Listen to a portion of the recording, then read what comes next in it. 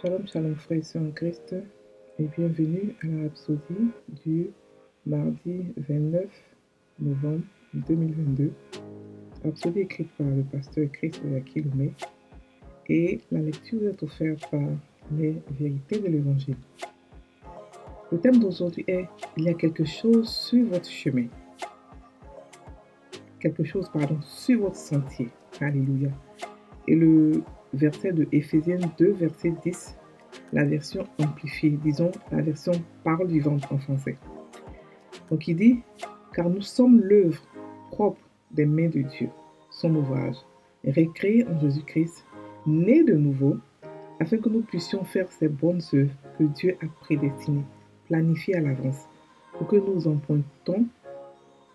empruntant les sentiers qu'il a préparés d'avance, afin que nous y marchions, vivant la bonne vie qu'il a préarrangée et apprêtée pour nous. Alléluia. Le pasteur Christ dit, chacun d'entre nous a un chemin préétabli par Dieu, nous concernant, afin que nous marchions dans la vie. C'est un chemin de succès et de grandeur. Cependant, au cours de votre voyage, vous rencontrerez des forces ou des situations qui mettront votre foi à l'épreuve. Pour David, il y avait un ours et un lion. Après, il y a eu un Goliath et les armées des Philistins, et puis beaucoup d'autres armées. Mais il les a tous vaincus. Alléluia. Je ne sais pas ce qu'il y a sur votre chemin, mais il y a sûrement quelque chose sur votre chemin. Mais une chose est sûre, vous avez déjà gagné.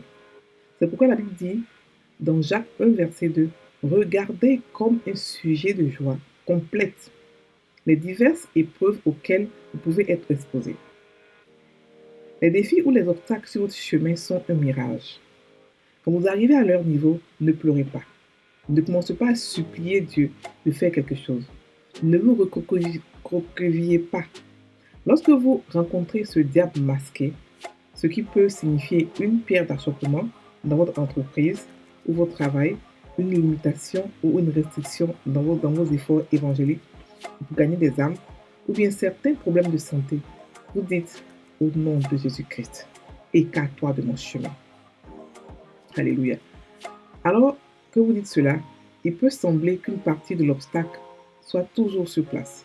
Néanmoins, refusez de reconnaître et continuez votre chemin. Ne continuez pas à l'observer. Au lieu de cela, fermez les yeux et commencez à prononcer des incantations de l'esprit, en parlant en langue à son encontre. Et puis, tout comme David a chargé contre Goliath, chargez vers cet obstacle et traversez-le au nom de Jésus, selon la manière dont l'esprit vous inspire. Dieu s'en est occupé avant que vous n'y arrivez. Maintenant, vous comprenez la raison pour laquelle il vous dit de ne pas vous inquiéter. C'est parce que lorsque vous faites face au plus gros problème, il intervient. Vous n'avez pas besoin de crier. Vous n'avez pas besoin de donner des coups de pied. Vous n'avez pas besoin de pousser. Continuez juste d'avancer. Traversez tout simplement. Alléluia. Alors, fin de la rhapsodie. Le pasteur aujourd'hui nous parle de comment traverser les épreuves, comment affronter les épreuves. Et il nous explique que Dieu a préparé pour nous des sentiers, des chemins de bonheur. Il a pris Éphésiens 2, verset 10, qui explique que nous sommes l'ouvrage de ses mains. Il a prévu, comme des êtres humains qui ont... Quand un être humain a beaucoup d'argent, il a les moyens, il a prêt tout pour son enfant.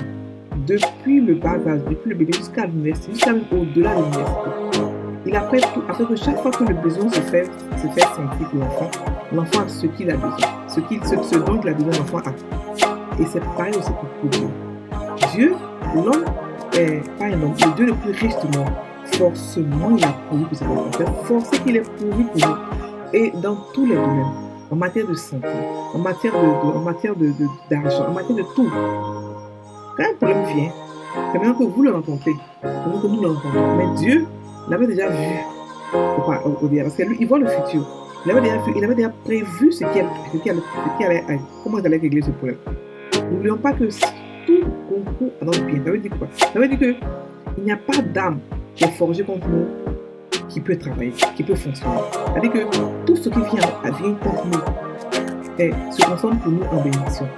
Même les plans que le diable fait contre nous se transforment pour nous en bénédiction parce qu'on a été béni par Dieu. Et celui qui est béni par Dieu ne peut être maudit par qui que ce soit. Parce que la bénédiction suprême vient de Dieu. Et personne n'est au-dessus de lui. Donc si Dieu bénit, personne ne peut nous maudire. C'est pour cela qu'on est béni et on est maintenant une source de bénédiction. Donc on n'a pas à s'inquiéter, on n'a pas à pleurer, on n'a pas à craindre. La Bible dit qu'il a tracé un chemin pour nous. Ce chemin, c'est un chemin de succès et de grandeur. Ce n'est pas des chemins où, parce que beaucoup de gens croient que lorsque tu écoutes Dieu, mais qu'est-ce que tu suis ces chemins, tu pleures, tu te lamentes, tu souffres, tu es frustré. Non. Ce que vous voyez comme personnes frustrées, et ce sont des personnes qui n'ont pas compris l'évangile, la bonne nouvelle. La bonne nouvelle qui dit que la nouvelle est bonne. Ça veut dire quoi? Que pauvre, vous n'êtes plus pauvre. Malade, vous n'êtes plus malade. Maintenant, vous avez tout en Christ. Tout en Christ. Le royaume des cieux maintenant habite en vous. Vous êtes une église. Dieu habite dans votre esprit. Donc vous avez tout. Donc vous n'avez pas à pleurer. Ceux qui ont été frustrés avant, c'est leur propre expérience. Ça ne veut pas dire que c'est la généralité. Ça ne veut pas dire que c'est une généralité pour tout le monde. Non. On est différents. Chacun comprend la parole de Dieu comme il veut. Chacun l'applique, la pratique comme il veut. Et il nous parle ici il nous explique que lorsque nous rencontrons des épreuves, nous n'avons pas à pleurer. Parce que nous sommes plus que vainqueurs. Avant que l'épreuve ne commence, Dieu avait vu derrière cela. Il avait déjà préparé notre victoire. C'est pour ça qu'on nous appelle plus que vainqueurs. Ça veut dire qu'il n'y a pas une épreuve qu'on ne peut pas affronter. Donc quand une épreuve arrive, n'ayez pas peur. Ne vacillez pas. Ne soyez pas frustrés. Ne pleurez pas. On n'est pas ceux-là qui pleurent. On n'est pas des mendiants. Dieu n'a pas créé des mendiants. Dieu a créé des dieux. Il a fait ses enfants qui sont pareils comme lui. On est des dieux. Et les pasteurs expliquent que tout le monde est soumis à des épreuves. Tout le monde. C'est pas forcément que c'est pas parce que tu as péché que tu as des épreuves. Non. Tout le monde est soumis à des épreuves. C'est pour ça qu'on appelle, et on doit utiliser, pardon, le combat de la foi. C'est pour ça que la foi est un combat. La foi doit être mise à l'épreuve. Par qui? Pas par Dieu, mais par Satan. Parce que chaque fois qu'il l'utilise, il veut nous faire du mal. On utilise ces problèmes-là à notre avantage. Parce que tout comprend notre bien. C'est comme des escaliers, c'est comme des motivations, des escaliers qui nous envoient, qui nous font partir encore de gloire en gloire. Et on a vu ici que David a eu beaucoup de soucis. Il a eu des ours, un lion, il a eu Goliath. Il les a tous affrontés, il les a tous vaincus. Donc, n'ayons pas peur d'affronter les problèmes. Au contraire, Jacques dit, regardez comme un sujet de joie complète.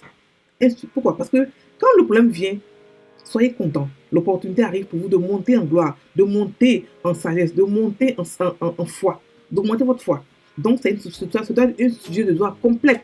C'est-à-dire que ça doit être un sujet de louange à Dieu. C'est vrai que ça a l'air comme ça choquant de comprendre qu'un problème vient en même temps commencer à louer Dieu. Oui, c'est ça la foi. Parce que vous savez que déjà que le problème est venu là. Il est venu pour que vous puissiez avancer, pour votre élévation. Il est venu pour que vous puissiez grandir spirituellement, pour que vous puissiez devenir mature spirituellement. Donc, vous êtes déjà content parce que vous avez déjà la victoire. Oui, la joie est un fruit puissant de l'esprit. Lorsque vous manifestez la joie par rapport à un problème, ou l'adoration par rapport à un problème, Dieu ne peut que capituler. C'est-à-dire que le problème se résout automatiquement. C'est pour ça que Dieu nous demande de regarder comme un sujet de joie complète. Parce que la victoire aussi est complète. La victoire, elle est même plus que complète. Elle est en abondance. Donc, pour les épreuves que nous avons, ne les prenons pas, ne pleurons pas, ne crions pas. Ce sont des obstacles, ce sont des mirages que nous devons affronter. On n'a pas d'être peureux. Dans la main de Dieu, il n'y a aucun peureux. Regardez ce que Jésus était. Regardez ce qu'il a fait. Il n'avait peur de rien. Jésus n'avait peur de rien. Une fois, il y avait des fêtes à Jérusalem. Et ses frères lui ont dit, va à la fête, comme tu veux te faire voir. Va à la fête. Il a dit, non, je ne vais pas. Et après, il est parti. Là-bas, on voulait le tuer. Mais il est parti quand même. Pour montrer qu'il était au contrôle. Il n'avait peur de personne. Il n'avait peur de rien. Il affrontait les difficultés. Il avait dit que l'esprit qui est en lui, le même esprit est en nous. Ce même esprit est en nous. Donc, on peut tout faire comme lui. Il a dit que vous allez faire des choses plus grandes que moi. Parce que moi, je m'en vais au Père. Pourquoi? Parce qu'il part, il a fait seulement que 3 ans, il est parti. Mais nous, on est ici pendant longtemps. On est plus nombreux et on est équipés. Quand on dit qu'on est équipé mieux que lui, les gens sont choqués. Mais on est équipé plus que Jésus parce qu'il a fait le sacrifice pour nous afin que nous soyons équipés plus que lui. On a le nom de Jésus que lui n'avait pas. Il a fait le nom que nous, on a. On a le parlant que lui n'avait pas. On a aujourd'hui l'outil Internet qu'il n'a pas. On a les avions, les voitures, les bateaux qu'il n'avait pas. Donc, vous voyez qu'on est équipé plus que lui. Donc, on peut faire des choses plus grandes que lui parce qu'il a dit, je m'en vais au Père. Vous allez faire des choses plus grandes que moi. Donc, on doit le copier dans toutes choses. Il n'avait pas peur des obstacles. Et nous aussi. On affronte les obstacles. On affronte les difficultés. Et on les écrase comme du pain. Parce que nous sommes nés plus que vaincus. On est des dieux, on n'est pas n'importe qui. Et les dieux ne supplient pas, les dieux ne pleurent pas. Les dieux commandent. Les dieux entrent en esprit et commandent. Donc, lorsque vous rencontrez des problèmes dans votre vie, partout, dans votre business, dans votre santé, tout ça, n'ayez pas peur, dites silence, comme Dieu a dit à la mer, silence. Au nom de Jésus, fais silence et quitte mon chemin. Rentrez en esprit et commandez les choses. Chassez ce que vous n'aimez pas et commandez ce que vous voulez à l'existence. Nous avons le pouvoir sur Satan. Le pasteur dit de faire des incantations de l'esprit. C'est pas, quand on parle d'incantation, ce n'est pas forcément le côté sorcellerie. Quand il veut dire par là, en parlant en langue. En parlant en langue et rencontrons la bonne fréquence pour chasser ce qui doit être chassé. Alléluia. Donc, n'ayons pas peur. Nous devons affronter les problèmes. Nous devons affronter les problèmes. Ne devons pas, non, que Dieu ne va pas m'inquiéter, puis pour être là, non. Il dit de ne pas vous inquiéter, mais il ne dit pas de ne pas les affronter. On ne s'inquiète pas parce qu'on est déjà plus que vainqueur. Donc, parce qu'on comme on ne s'inquiète pas, on part et on affronte le problème. On affronte le problème. On avance comme si le problème n'existait pas. On affronte et on avance. Parce qu'on est plus que vainqueur. On est né plus que vainqueur. Le pasteur aussi dit que lorsque nous faisons face à des problèmes qui sont vraiment gros, il intervient. Ça ne veut pas dire que lorsque les petits problèmes n'intervient pas, il intervient dans tous les problèmes. Mais je veux dire que c'est vraiment quand ça vous dépasse, quand c'est trop gros pour vous, que vous ne savez pas quoi faire, il intervient. Mais le pouvoir qu'on a reçu est au-dessus de tout pouvoir. Donc ne laissez pas ce pouvoir endormi comme quoi Dieu va faire. Non. Dieu a déjà fait. Il a déjà prouvé à tous nos besoins. Il nous a déjà donné le pouvoir de pouvoir tout faire, de pouvoir tout chasser, de pouvoir tout commander, de pouvoir tout appeler à l'existence. Donc ce que nous faisons, c'est seulement manifester ce pouvoir. Ce qu'on a reçu, le nom de Jésus qu'on a reçu, sa parole qu'on a reçue, le Saint-Esprit qui est en nous, tout ça sont des pouvoirs que nous devons utiliser toujours pour avoir tout ce que nous voulons. Alléluia. Donc maintenant, on va prendre la confession. Cher Père, merci Père, car je ne marche que sur le chemin que tu m'as préparé. Et c'est un chemin de justice, de grande gloire, de grandeur et de victoire sans fin. Je suis soumis au Saint-Esprit, à sa direction, à ses conseils et sa sagesse. Au nom de Jésus. Amen. Frères et sœurs en Christ, passez une bonne journée. On se retrouve tout à l'heure avec la méditation de verset d'ouverture.